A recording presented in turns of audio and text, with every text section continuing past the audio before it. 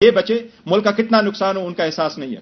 کل انہوں نے ججز پہ جو حملہ آور ہوئے، میں آپ کو اگر آپ کی اجازت سے صرف ایک ویڈیو پلے کرواتا ہوں تھوڑی سی. آپ یہ دیکھیں، ان کی یہ دیکھیں کہ جب کوئی کیس آتا ہے آپ دیکھیں ججز کے بارے میں یہ کیا کہتے ہیں، یہ عدالتوں کے بارے میں کیا کہتے ہیں. سن لیں ذرا اس پہ ایک منٹ. عمران خان کو کہا کہ سڑکوں پہ کیا میرے پاس لے کے آپ پٹیشن میں مانیٹرنگ جج لگایا ہے، وہ اس مقدمے کے لیے لگایا تھا، لیکن لگتا ہے کہ وہ تاحیات مانیٹرنگ جج لگ گئے ہمارے. تحریک انصاف سپریم کورٹ کی رجسٹری میں درخواست لے کر گئی. چھٹی کے دن رات کو رجسٹرار گھر سے بھاگا آیا. اس نے کہا جی پٹیشن کدھر ہے؟ تحریک انصاف کے لوگوں نے کہا کہ پٹیشن تو بھی تیار نہیں ہوئی. اس نے کہا ہم یہاں بیٹھے آپ پٹیشن تیار کریں. اسی عدالت میں صداقت اور امانت کا سرٹیفکیٹ دیا. کہاں ہے آج وہ صداقت اور امانت کا سرٹیفکیٹ دینے والا؟ چہرہ دکھانے کے قابل نہیں ہے کسی کو. جب بیل کا فیصلہ ہونے والا ہوتا تھا جیل میں اس دن خبر ملتی تھی کہ 3 ہفتوں کے لیے بینچ ڈیزالو ہو گیا، نیا بینچ، یا کوئی جج چھٹی پہ چلا جاتا نہیں تھا، بھیجا تھا. قاضی فائز عیسیٰ صاحب کے معاملے میں مائی لارڈ شپ سے یہ پوچھنا چاہتے ہیں کہ وہ آپ کے برادر جج تھے، آپ نے کیا کیا؟ تو جسٹس عظمت سعید صاحب جو ہے ان کو کون نہیں جانتا کہ کتنی انہوں نے نیک نامی کمائی تھی، اور انہوں نے جس طرح سے پرسنلی ذاتی طور پہ اثر انداز ہو کر انہوں نے JIT بنوائی. انہوں نے واٹس ایپ کالز کی منتخب وزیر اعظم کے خلاف سازش کی، اس میں وہ بہت بڑا اس کا حصہ تھے، اس سے کرتا دھرتا تھے. مارشل لا نہیں لگاتے تو آپ کے کمبختوں نے جوڈیشل مارشل لا لگا دیا ہے کہ آج ملک جس انتشار کی لپیٹ میں آیا ہوا ہے، ملک نے جو کرائسس جنم لیا ہے وہ زبان پاک سے کم اور عمر عطا بندیان کی کرسی سے زیادہ جنم لیا ہے. ثاقب نثار کو تو پوری قوم جانتی ہے، لیکن آپ کا ثاقب نثار سے بڑا مجرم جو چھپ کے گھر میں بیٹھا اس کا نام ہے جسٹس آصف ضعیف ہوتا، اور مظاہر علی نقوی جس کے خلاف غبن کا کرپشن کا ریفرنس گیا ہوا ہے، لیکن اس پہ سانپ بن کے بیٹھے. شرم کرو عمر عطا بندیان، شرم کرو. جنہوں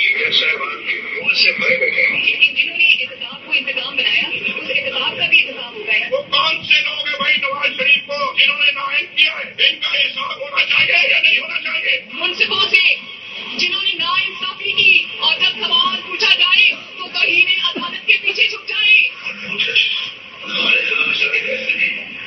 سر نصیب نواز شریف سوچے 5 لوگوں نے نواز شریف کو رسوا کر کے اس دفتر سے باہر نکل دیا. ہر کیس جس میں عمران خان کا فائدہ نقصان ہو، 3 آدمی سننے کے بتا کوئی نہیں ہے پاکستان میں. یہاں پشاور میں سارے فیصلے ایک ہی جج کرے گا، جیسے لگتا ہے کہ اس کا جج نہیں ہے اس پانی کا رکن ہو.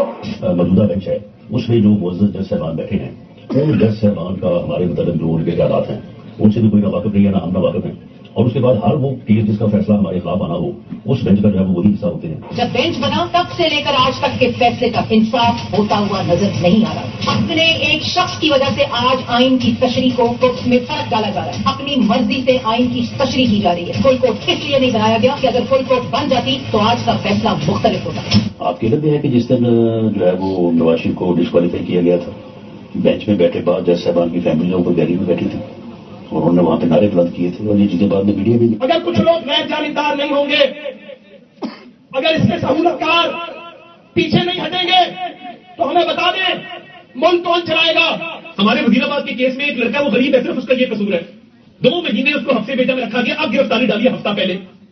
تب تو کسی نے نوٹس نہیں دیا تھا، تب تو نہیں کہا تھا کہ IG اسلام آباد پیش ہوں، IG پنجاب پیش ہوں. تب کون سی قیامت آ گئی ہے کہ دونوں IG کو طلب کر لیا گیا. اداروں میں بیٹھے لوگ کیا خون کھلا رہے ہیں، کیا تماشا کر رہے ہیں. یہ ہے ریاستی دہشت گردی جس کو چھپایا جا رہا ہے. تو میں جو کہتا ہوں، میں ایک عوامی نمائندہ ہوں، میں نے کہا ہے. شہباز شریف کا سنا دیں. کل پر دیکھیں آپ کے سامنے یہ آپ نے ان کو دیکھا ہے، ہم عدلیہ سے التماس کرتے ہیں کہ اگر ایسے حملے کیے جائیں گے تو وقت سے پہلے اس کا تدارک کیا جائے. تدارک نہیں ہوگی، الیکشن قریب تر آتا جائے گا تو عوام کس طرف چل پڑے گی. ہماری ساری عوام سے امید درخواست ہے کہ پرامن رہے، لیکن اگر ایسے اقدامات نہ کیے گئے